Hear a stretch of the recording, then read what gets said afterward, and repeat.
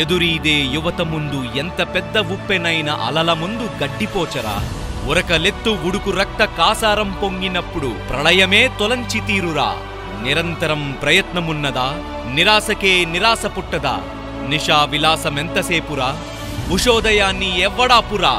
ఏ ఆవేశానికి అవధులు అన్నీ కకావికలమైపోతాయో, ఏ అశాంతి సహించలేక శాంతి కపోతం సైతం సింహనాదమై గర్జిస్తుందో, ఆ యువశక్తిని, ఆ నవశక్తిని, ఆ చిత్తశుద్ధిని, కుశాగ్రబుద్ధిని, ఆ బడబాగ్నిని, ఆ మహాశతగ్నిని దేశాభివృద్ధికి, లక్ష్యసిద్ధికి వాడుకోవాలిగాని మనుషుల స్వార్థానికో మరో ఉద్యమానికో ఊపిరి వదలడానికి కాదు.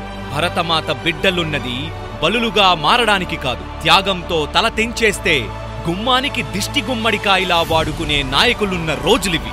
ఇకనైనా ఆ త్యాగాలకు తెగింపు రావాలి, మోగరోదనలకు ముగింపు కావాలి. అందుకే ఆ సునామీ జోరుని, ఆ తుఫాను హోరుని సరైన బాట పట్టించడానికి జనసేన హృదయ స్పందన అయిన యువసేనకి జనసేన ఆజాద్ యువసేన విభాగం స్వాగతం పలుకుతుంది.